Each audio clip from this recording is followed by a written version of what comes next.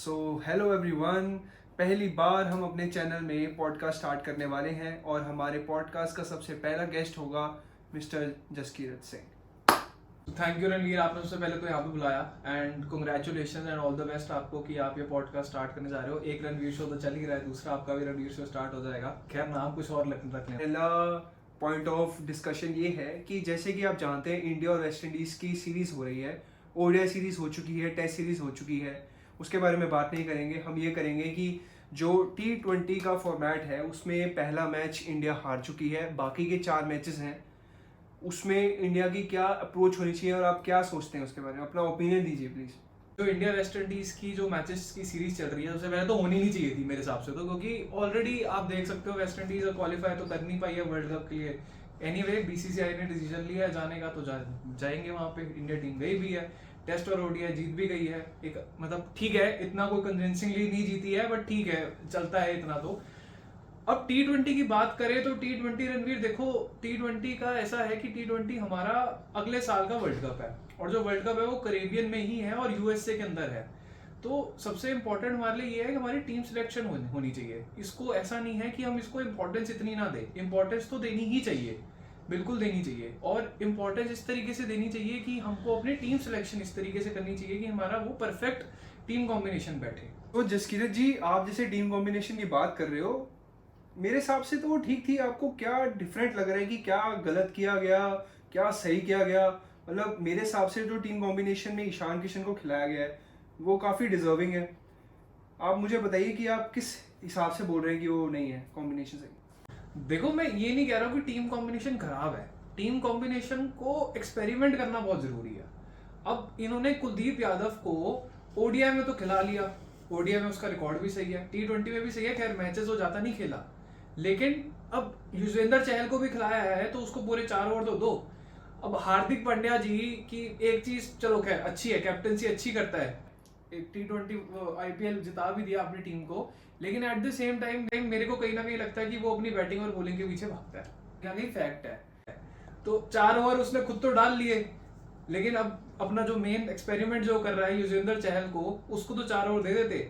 ODI world cup में युजवेंद्र चहल ने खेलना ही है मोस्ट प्रॉब्ली, कुछ पता नहीं है। खैर कुलदीप यादव को ही चांसेस दिए गए हैं इस सीरीज के अंदर तो ओडीआई के अंदर, लेकिन देखो चहल को मौका मिलता है कि नहीं मिलता है। इसी तरीके से और भी टीम के अंदर प्लेयर्स हैं, जैसे मुकेश कुमार हो गया, उसको चांस दिया गया तो बहुत अच्छी चीज थी है और उसने अच्छा परफॉर्म भी किया है। मैं इसमें एक चीज़ कहना चाहता हूँ, जैसे कि आप कह रहे हैं कि चहल को मौका नहीं दिया। चहल को फर्स्ट T20 में मौका दिया गया था और उन्होंने काफ़ी अच्छी बॉलिंग डाली थी। आई गेस पहले ही ओवर में, पहले 2 ओवरों में 2 विकेट्स ले ली थी उन्होंने। पहले ओवर में ही 2 विकेट्स ले ली थी, लेकिन हाँ। अब ये सोचिए कि उसको तब भी 3 ओवर मिले, 4 ओवर का कोटा पूरा नहीं हुआ। वही मतलब हार्दिक पांड्या थोड़ा इस चीज में थोड़ा वो सेल्फिश हो जाते हैं। आपके हिसाब से इस कॉम्बिनेशन को कैसे ठीक करा जा सकता है? तो सेकंड T20 है, थर्ड T20 है, वो तो गयाना के अंदर है और जो लास्ट के 2 T20 है वो फ्लोरिडा के अंदर है। तो अब इस हिसाब से अपनी टीम फाइनलाइज करी जाए कि 3 स्पिनर अभी हम खिला रहे हैं। एक तरह से अक्षर पटेल खेल रहा है जो कि फ्लेक्सिबिलिटी प्रोवाइड करता ही है फॉर श्योर, एंड उसको अक्षर, लेकिन एक्चुअली में खेलेगा कि नहीं खेलेगा वो बहुत बड़ा क्वेश्चन मार्क रहता है उसके ऊपर। उसकी जगह है। हाँ। तो 3 स्पिनर अभी हम खिला रहे हैं, उसकी जगह क्या पता 2 स्पिनर हम खिला के एक और पेस बॉलर को मौका दिया जा सकता है इसके अंदर अभी। तो ये एक्सपेरिमेंट्स कुछ हैं जो कर सकते हैं। और दूसरा जो सबसे मेन जो मेरे को लगता है यहाँ पे, वो है यशस्वी जायसवाल को मौका देना। कौन कौन हमारी टीम के अंदर ओपन इवेंचुअली कर सकता है नेक्स्ट वर्ल्ड कप के अंदर? मुझे नहीं लगता कि शायद रोहित शर्मा का एक मौका बनेगा नेक्स्ट वर्ल्ड कप के लिए जो 2024 के अंदर है। तो जो मौका जिनका बन सकता है वो मे बी ईशान किशन या फिर यशस्वी जायसवाल। यहाँ पे मैं थोड़ा डिफर करता हूँ। रोहित शर्मा को टीम से मेरे ख्याल से नहीं निकाल सकते इतनी आसानी से।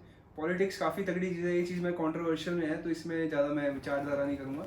नहीं, बात तो आपकी कहीं ना कहीं सही है, पॉलिटिक्स तो थोड़ी बहुत चलती है। मिस्टर शाहजी हमारे जो है अब अगले ने 260 रन मारे, वो कोई मार नहीं सकता, तो वो उसका जो लेगेसी है वो 10 साल तक चलती रहेगी। बट अब ये भी तो देखो, उसके बाद से अभी कितने टाइम से कितना ड्रॉट चल रहा है, उसका डेजर्ट पूरा आ रखा है। टेस्ट मैचों से सेंचुरी मारी है। अब इतने मौके दे दिए गए हैं, इतने वर्ल्ड कप्स खेल लिए हैं, पर्सनल रिकॉर्ड्स बनाने हैं तो पर्सनल रिकॉर्ड्स आप बना लो, बायलैटरल सीरीज जीतनी है बायलैटरल सीरीज जीत लो, लेकिन इवेंचुअली जो आईसीसी ट्रॉफीज होती हैं उन्हीं को जीतना है। और उनको अभी तक ना विराट कोहली जिता पाया है, ना ही रोहित शर्मा जिता पाया। एट द सेम टाइम मैं थोड़ा सा बायस्ड हूं टुवर्ड्स विराट कोहली बिकॉज वो दिल्ली का है, मैं भी दिल्ली का हूँ। रोहित शर्मा को मैं कहीं ना कहीं अभी मानता हूँ कि उसको शायद अब थोड़ा सा रेस्ट देना चाहिए, जो कि कहीं ना कहीं दिया जा रहा है। टॉपिक ये है कि आप यशस्वी जायसवाल को ज़्यादा बेटर मानते हैं शुभमन गिल को? शुभमन गिल ने परफॉर्म कर दिया है ओडीआई लेवल के अंदर, इंडिया के अंदर स्पेशली, और ऑस्ट्रेलिया जाकर भी, इसलिए मैं शुभमन गिल को डेफिनेटली ऊपर मानूंगा यहाँ पर। But at the same time मैं अगर शुभमन गिल को 11 मार्क्स दे रहा हूँ तो मैं यशस्वी जायसवाल को 10 दूंगा on the basis of the talent and the performance is done. लेकिन अब यहाँ पे ईशान किशन को भी बीच में लेकर आना चाहता हूँ मैं। ईशान किशन को लेकर मैं कहीं ना कहीं 9 या 8 मार्क्स ही दूंगा। उसको रिप्लेसमेंट एक तरह से देखा जा रहा है ऋषभ पंत के लिए, कहीं ना कहीं देखा जाए, इसीलिए ईशान किशन थोड़ा सा मेरे लिए नीचे आएगा। अगला टॉपिक है वो यही इसी के ऊपर है कि एक तो संजू सैमसन है हमारे पास, के राहुल है जो जल्दी ठीक होने वाले हैं, ऋषभ पंत है जिनकी रिकवरी बहुत तेज हो गई है, फिर उसके बाद हमारे पास ईशान किशन है। चार विकेट कीपर के ऑप्शंस है, किसको खिलाओगे? अगर एक एक चूज करने को बोल रहे हो आप, तो Rishabh Pant for test, for T20 Sanju Samson, and for ODIs Ishan Kishan. अभी सेकंड T20 का मैच होने वाला है, टीम बताइए कि क्या मतलब आप देखते हैं कि कौन खेलेगा कौन नहीं खेलेगा, किसको बेंच पे रखना चाहिए किसको नहीं रखना चाहिए? देखो, वेस्ट इंडीज की टीम तो पूरी की पूरी वैसे ही खेलेगी, 11 के 11 प्लेयर मोस्ट प्रोबेबली सेम रहेंगे, क्योंकि बहुत अच्छी यूनिट अब बन के आ गई है। निकोलस पुरन आ गए हैं, रॉबमन पॉवेल भी काफी अच्छा खेल रहे हैं, और होल्डर भी फॉर्म के अंदर आ गए हैं बॉलिंग के अंदर। अकील हुसैन ने शुभमन गिल की विकेट ली है, तो मोस्ट प्रोबेबली वेस्ट इंडीज की टीम सेम रहेगी जब तक इंजरी कोई ना हो। तो इंडिया की टीम के अंदर भी मोस्ट प्रोबेबली टीम सेम रहेगी। एक चेंज जो मैं देख सकता हूँ यहाँ पे वो सिर्फ और सिर्फ ये है कि यशस्वी जायसवाल को इंक्लूड किया जा सकता है, और देयर इज अ पॉसिबिलिटी कि कुलदीप यादव को अब रेस्ट दिया जाए और चहल को as a lead spinner count किया जाए।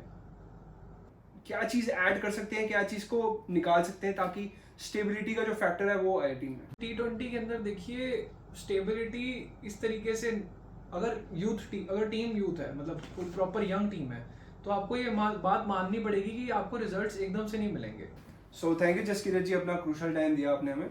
और सबसे रही बात हमारे चैनल की, ये हमारा पहला पॉडकास्ट था, तो ऐसे आगे पॉडकास्ट आते रहेंगे काफ़ी सारे। अगर आपको हमारा पॉडकास्ट अच्छा लगा, आपको लगा कि एजुकेशनल है, ओपिनियन दे रहे हैं, तो प्लीज़ हमारे चैनल को सब्सक्राइब करें और कमेंट करें बिल्कुल।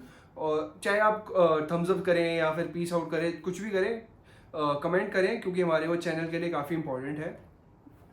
बाकी खुदा हाफिज़ और क्रिकेट खेलो।